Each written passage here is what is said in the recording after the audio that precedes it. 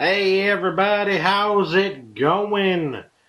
Coming back at you with another little Blu-ray update. I took advantage of some of the recent sales on Blu-rays because I came into a little bit of money, so I was like, hey, why not?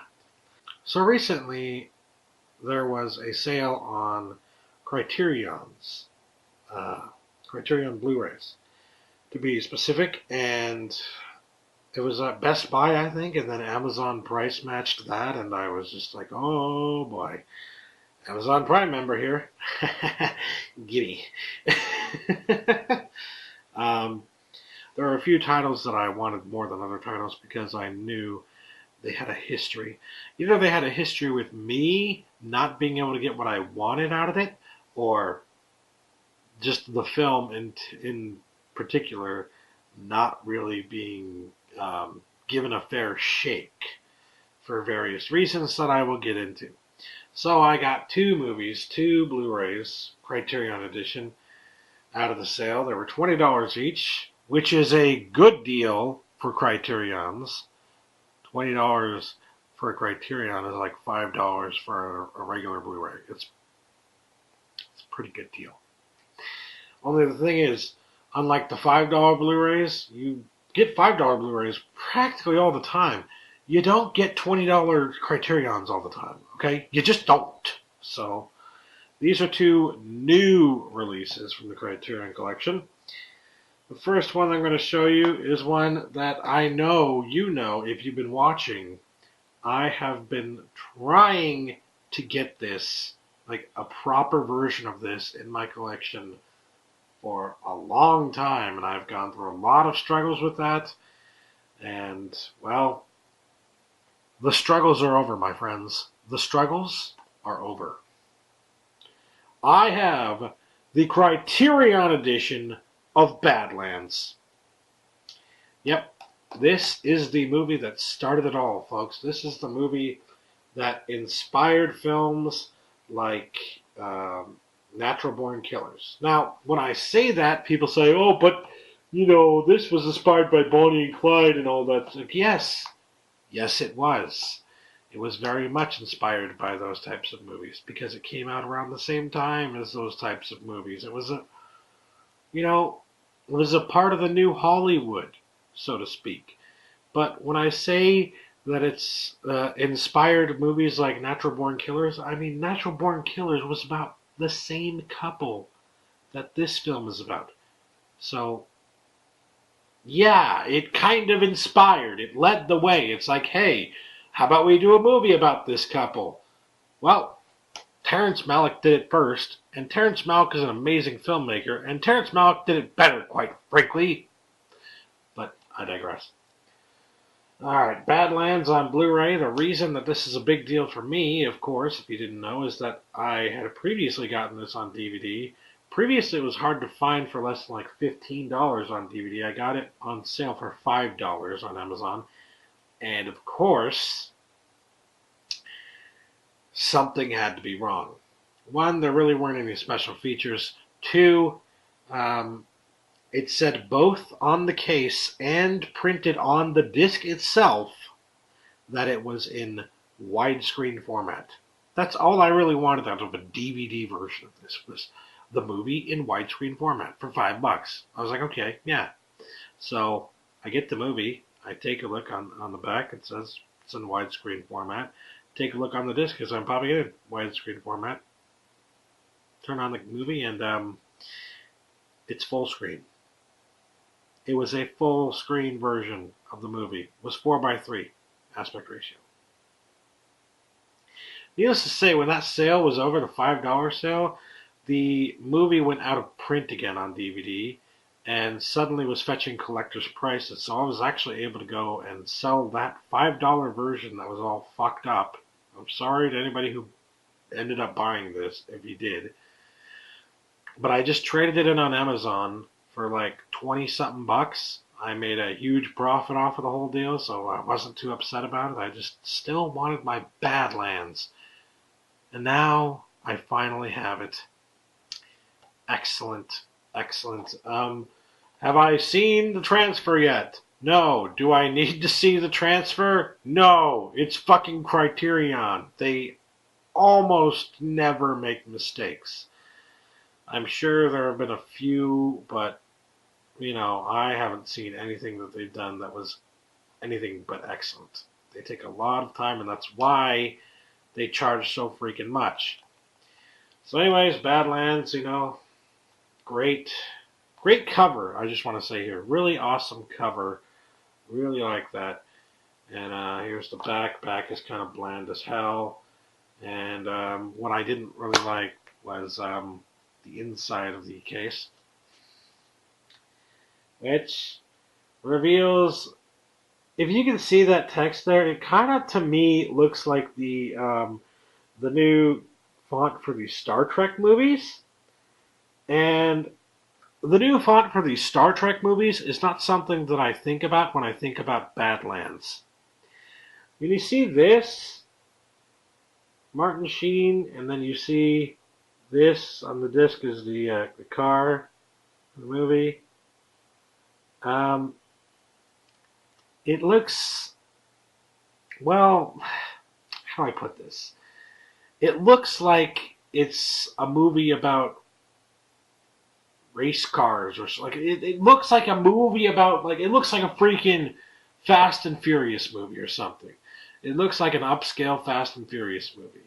If you didn't know anything about the movie, this would be confusing as hell to you. Because you'd see this, you'd pop the movie in, and then you'd be like, what the hell is this? This isn't the action-oriented movie that I expected. It's like, yeah, this is a fucked up movie from a fucked up time and fucked up filmmaking that was fucking awesome. So, yeah. I'm very happy to have this, but I just don't know about their choice of, the innards, as it were. Let me show you the booklet. Booklet, as usual, is actually very hefty. It's not like other Blu-ray releases. It's a Criterion. So you're going to get a proper booklet there. Let's see if I can open up to a nice page here for you. There you go. Another page. Another page. Yeah. Lots of interesting information. Great movie. Can't wait to finally check it out on Blu-ray. I just haven't gotten around to it yet. But anyways, on to the next movie. The next movie, I saw both of these in film classes, mind you. That's where I learned about both of them. So go figure, they're in the Criterion collection now for film buffs. Anyways, the Badlands movie I saw in one of the earlier film classes that I took, and this movie I saw in one of the later film classes that I took. And it was explained to me that the DVD was very hard to find because Paramount was holding somewhat of a grudge against this movie. Because the thing about New Hollywood, and both of these movies, by the way, are from the New Hollywood. The thing about New Hollywood is that more than any other time in the history of filmmaking, studios were reaching out to unknown, unproven directors and saying, hey, here's some money, make a movie. And there were restrictions, but there was no restrictions the way we think of restrictions now. That's why you got stuff like Badlands. That's why you got stuff like Chinatown. That's why you got stuff like Bonnie and Clyde. Well, maybe not Bonnie and Clyde, that was, but like Easy Rider. That's why you got stuff like that. You got stuff like that because filmmakers were willing to take a chance, because the studios were willing to take a chance on them, just handing them some money. So in the case of this movie, they handed the filmmaker, Haskell Wexler, I think it was like $300,000 or something like that, and said, make a movie. And he went out and made one of the most powerful movies I've ever seen. And he brought it back to Paramount, and they're like, this isn't what we wanted. And if I remember correctly, it was released for a very short time and then completely ignored, and then released again on VHS, I think, for a very short time and completely ignored, and then released on DVD for a very short time and completely ignored. So the amount of this movie out on the market was very minimal. It is an incredibly important film to film history, and yet it is one of the most ignored and forgotten films because Paramount has been so ridiculous about putting it out for people to actually see. It's like they're embarrassed of it or something. Thankfully, Criterion Collection got a hold of it. But the thing is, with the history this movie has, you never know when Paramount is going to pull the plug and say, yeah, we're not going to let you release that anymore. So, more so than other Criterion releases, this is a title you need to pick up as quickly as you possibly can, or else it may just go over $100 in collector's prices very soon. I hope I'm making my point clear. Okay, so now we've gotten that out of the way.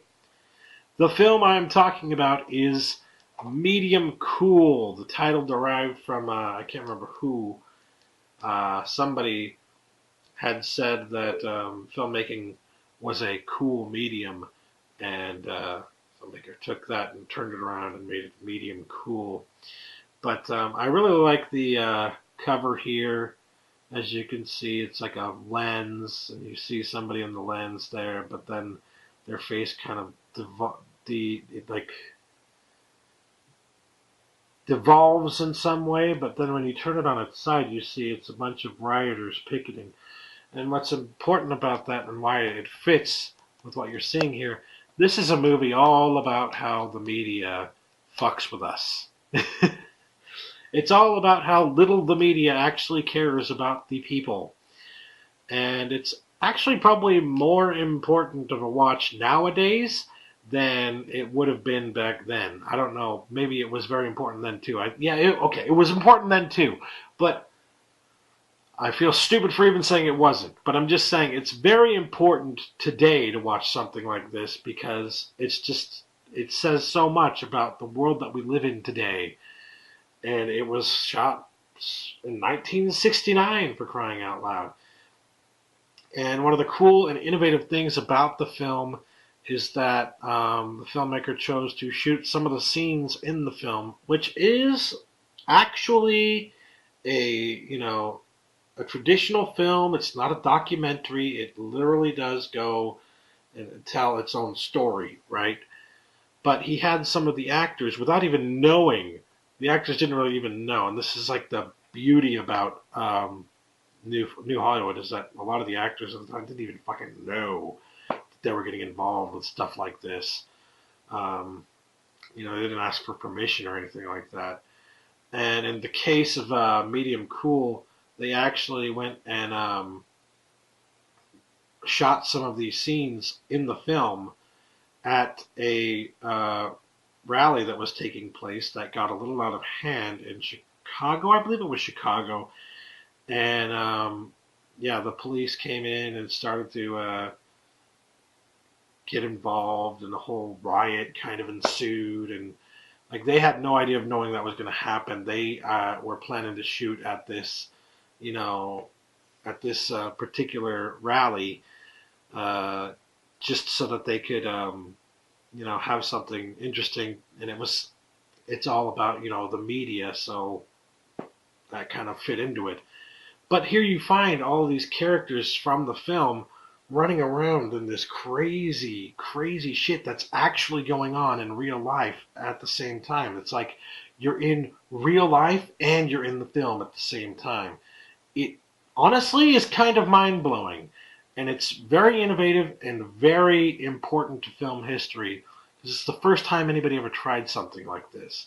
So, I think it deserves a lot more respect than it's gotten in the past. I think a lot more people need to know about this movie, need to check it out, because it really is an important film in film history. And like I said, if you don't get it as soon as you possibly can, you may find that it's been pulled off the shelves in a few months, and you're going to have to pay even more. So that's why when I saw it for $19.99, I'm like, that's the lowest price I'm going to see this movie for. Ever. So, yeah, really cool cover, really cool I like this one a lot better than the Badlands in terms of like innards and the way the entire product looks. The back is bland as hell again, but hey, it fits. Um, I guess I like the cover for. No, I like this cover better than Badlands. But anyways, let's show you the insides. Let's show you the insides. On the inside, you got this. It looks a lot better, honestly, to me than the inside of the Badlands set. Although it is a little bland. It's like, well, at least it's kind of true to the film. Not to say that the film is bland, but like to say that this is more of a representation of the film than the Badlands set is. So if you take out the disc actually in the back, I'll do that. I don't know why I was just showing you it with the disc in. Take out the disc. The inside reads "America is wonderful" on the back there. Isn't it though? Yeah, a lot of us are having issues with America today. Americans, at least. Well, I'm sure some people who aren't Americans, obviously. But anyways, let's take a look at the insides here. Actually, I'll show you this just to give you an idea of what I was talking about with the respect to the riot and everything that was going on. You can see here people running, people, this is actually in the film, you know, they actually did go to a real rally that actually really turned into a riot, and yeah, there you go. It's pretty freaking awesome. This is one of those movies that's been silenced and really should not have been silenced. So I highly, highly, highly recommend picking this up as soon as you possibly can. An incredibly important film for film history. I've said it a million times already, but hey, it bears repeating. So, yeah. There we go. These are the two Blu-rays that I picked up, the two Criterion collections I picked up for a total of $19.99 each, so $40. Both of these have a 4K restoration, lots of commentaries, lots of special features. They always pile these up with lots of special features. So, yeah, it's always worth picking up a Criterion. What can I say? And these are two really good ones. So, there you go. Tell me what you think in the comments below. Like, do whatever. I don't fucking care. Bye!